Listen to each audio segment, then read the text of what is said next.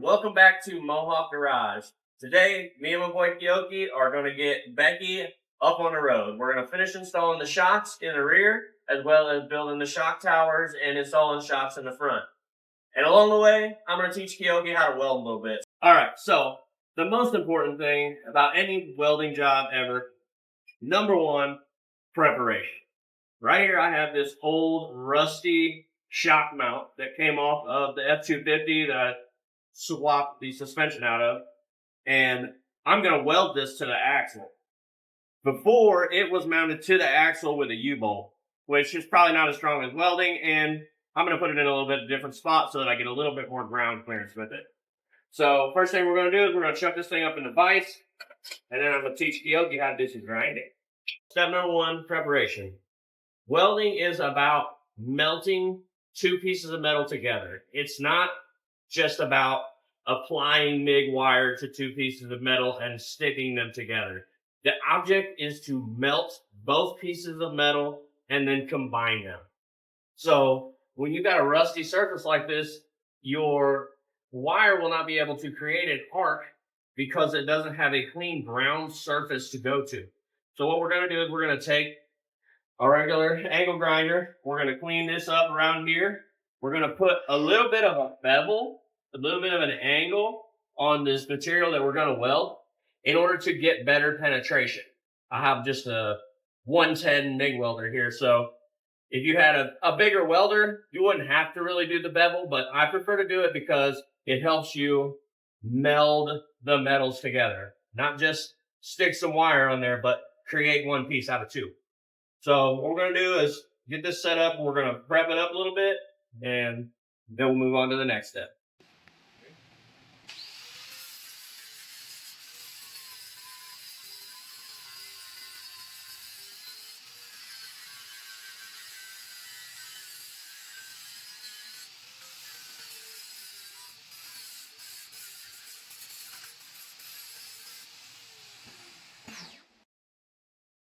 Let's talk about grinding discs.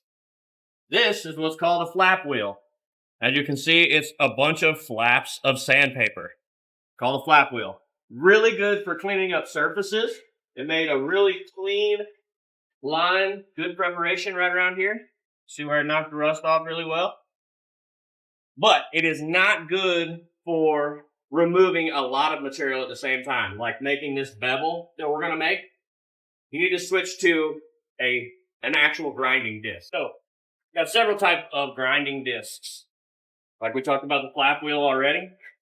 This is an actual grinding disc, which is very hard composite material. And this one threads onto the arbor. And this is a cutoff wheel. You can tell it's much thinner. This is made for cutting through things. This is made for grinding things. This is not for cutting things. You see how wide the gap has got to be to cut things with this? Very, very hard to cut things with this. Not good for that. This is good for cutting. This is good for grinding. This is good for cleanup. Now we're going to change the disc.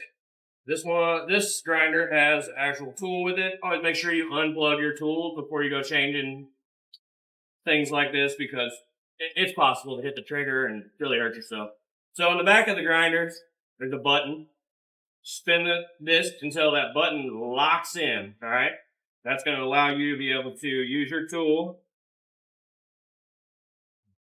and break that loose.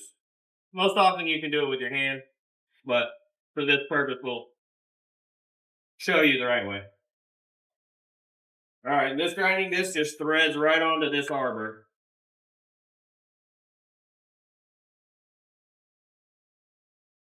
Locked in. Alright, plugged in, safetied up. Got the grinding disc on here now. I'm just going to put a bit of a bevel into this and clean up this inside edge.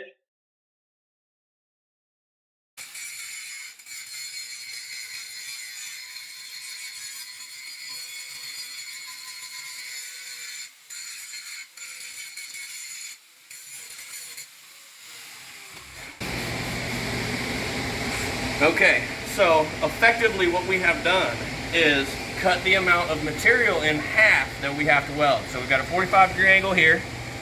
So this has decreased the amount of metal that we have to weld initially to half the thickness right here. This is going to make it much easier to weld, and everything is cleaned up around here so that it's going to make a nice ground contact and you'll have a nice arc.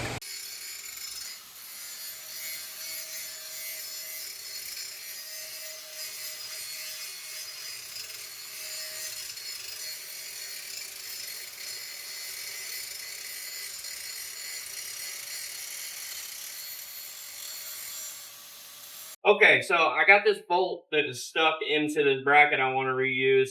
It got a gnarly bit of melted steel on the end of it when I was cutting it with a torch. So now we're going to change over to the cutoff wheel and cut that off real quick. So, like I said earlier, you can do this without a tool. Just wait, spin it until it gets into the button there, and then you can usually just break it loose with your hand, or not, sometimes not. All right, now that I got that stupid thing off, you want to put your cutoff wheel on here, and your cutoff wheel is a different thickness in the center than a grinding wheel. So there's two ways that this thing can work. That goes around the center right there. If you have a thicker disc for grinding, you can roll it over, and this part will align in the center and hold that thicker disc. When you're using a cutoff wheel, you need to have the dished side against the blade in order to hold the blade onto that little ring right there. So you just put that on there. Make sure your disc is down on the little ring. All right, push your button, spin that, give it a little tug, make sure it's nice and tight. All right, now I'm going to cut this bolt off with my cutoff wheel and my angle grinder. You want to hold this nice and firmly. You want to push forward, but not so much that it binds up. So you're going to kind of work forward at a steady, consistent pressure until it cuts all the way through.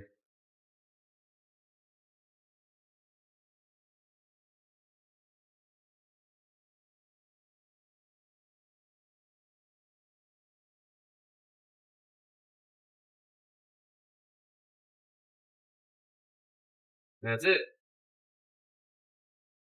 All right, this is my little Lincoln MIG welder here.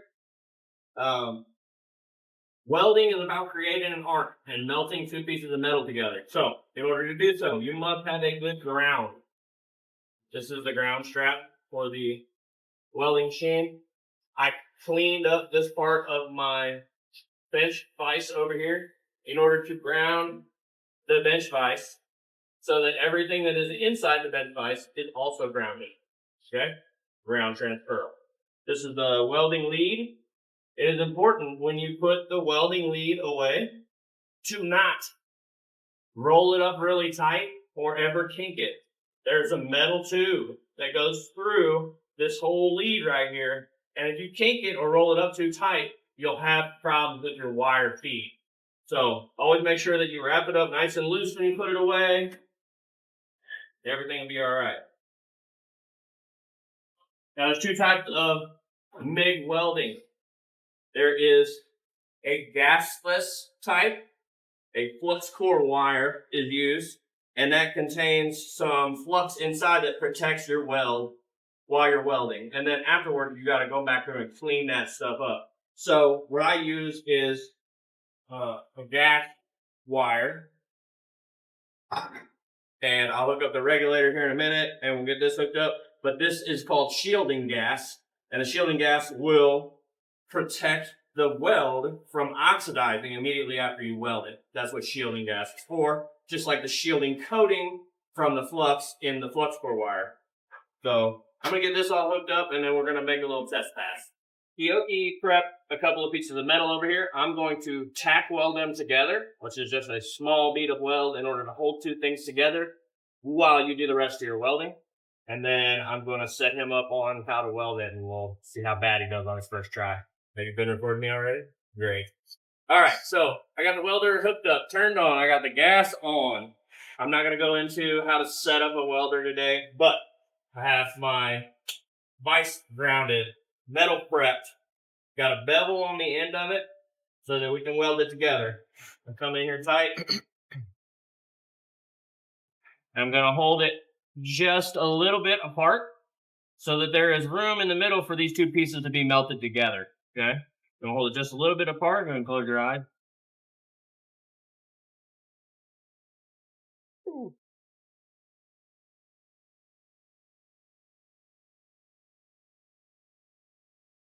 Okay.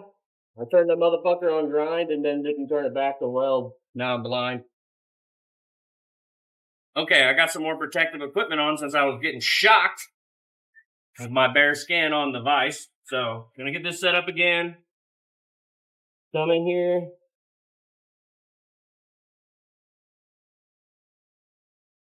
Make a nice little tack weld right there. I just got this little setup piece. This is just a practice piece. And I'm gonna just show you how to run a bead on this little piece.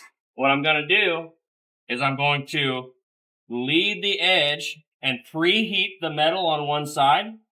Come back down. Fill this area in. Preheat the metal further on the other side. Come back down. Fill. Preheat. Back down. Up.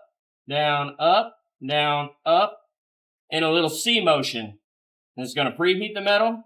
Fill it in. Preheat. Fill. Preheat. Fill. Preheat. Fill. Preheat. Fill. Preheat. Fill. Fill. Got it? Ready? Yep.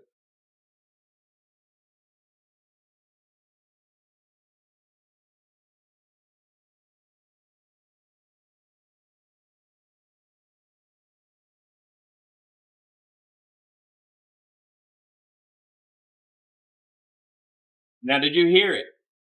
Yeah. Did you listen to how consistent that sound was? Mm-hmm. You see how you can see each one of those little C's that I made as I came up through here. And that is the process of melting the two metals together, not just applying MIG wire.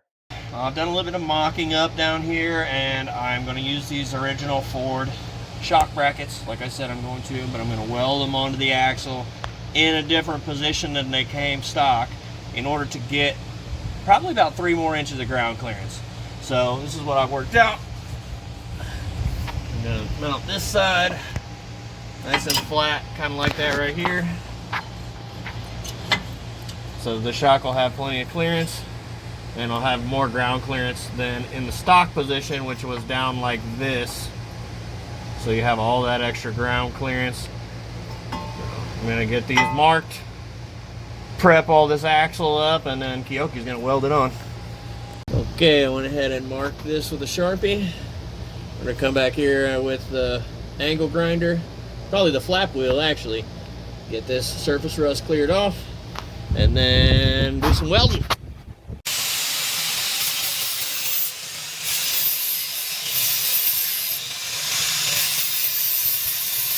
Push harder. There you go.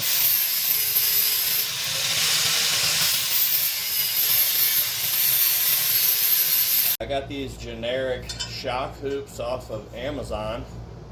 I've got them prepped up here, and I'm going to weld them onto the frame. Show you how to set that up. After removing the independent front suspension parts, the upper control arms from here, I made a plate, welded it across there. Now I have these shock hoops. They're going to mount something like this right here. And then I'm going to mount the lower mount to the axle down there. And I'll have front shocks.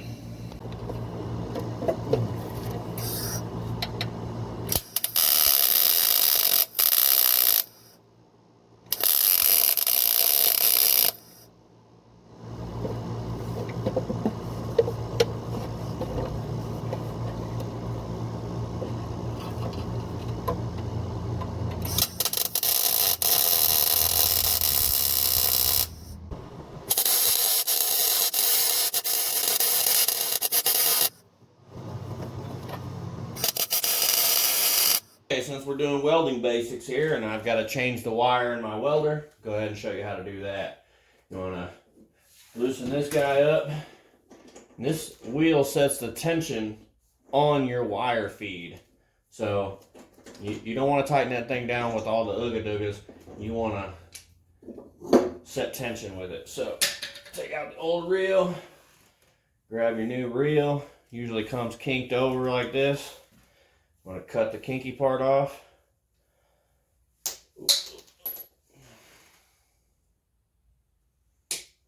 Like that. You want to see how the liner is pointed up in this direction. See, it wants to feed over the top. So put your wire on there like that. Put your wire into the sheathing like so. You have to manually bypass this part right here. Feed it into the next section.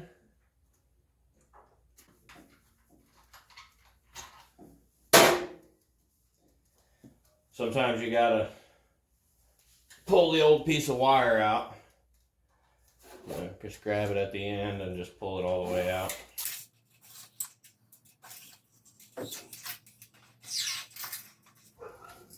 Get that out of the way.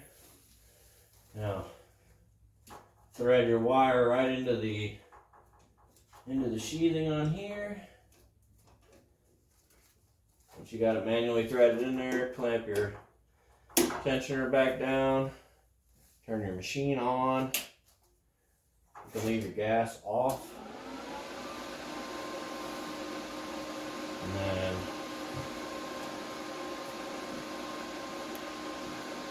put your nut back on here.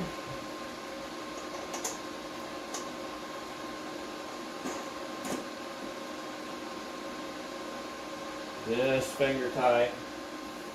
And then you'll want to pull the trigger. Make sure your gas is off. Pull the trigger. And this will feed through here. You'll want to watch it. Make sure that it seems like it's rolling good. This feels kind of tight to me, so I'm gonna loosen it up a little bit. Feels all right. What you don't want to happen is you don't want this to be so loose that this wire can free spin, or it will tangle itself up.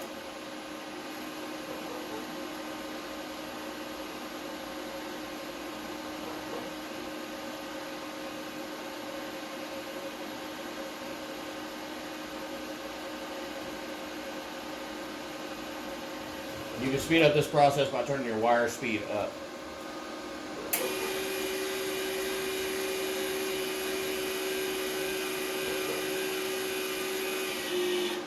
Okay, what happened is it got to the end, it got to the tip, and my tip is kind of crusty. So, I pop my tip out. You see the wire's already out there. Thread it into the tip. Put the tip back on. And there you go.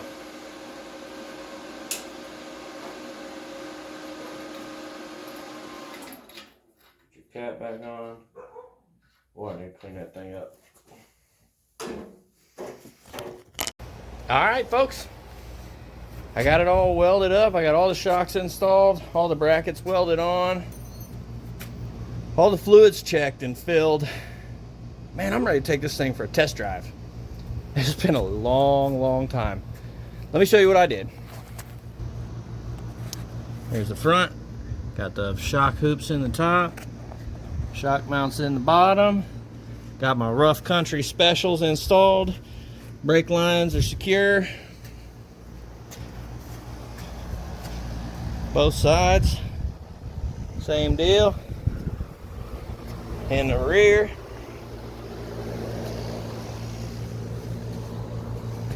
Don't look at my nuts. In the rear, got those shock mounts welded on. Bang, bang. I'm using the Bilstein shocks that came on the truck rather than rough country Rough Riders. This is the first time that I've driven this truck anywhere besides onto the trailer and off of it in almost 2 years. Last time I drove it, it was independent front suspension. It was so broken, it was so bad. And this is also the first time that I've driven a stick shift since I broke my left leg. So, wish me luck. Here we go.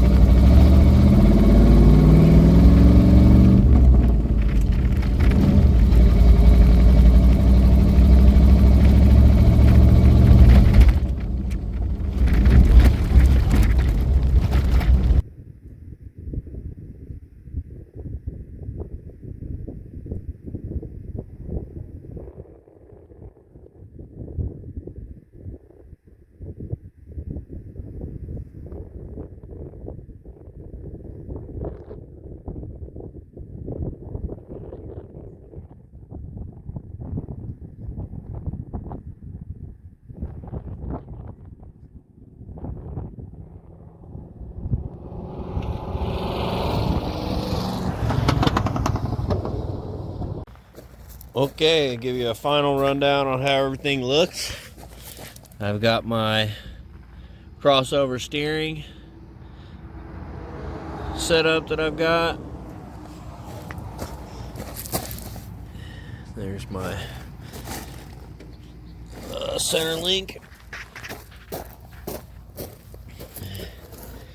which goes up to my stock center link from the IFS that I drilled out to bolt the heim joint to. I wasn't really sure how that was going to work out, but it's working pretty good so far. I have taken it out a few times and driven it around.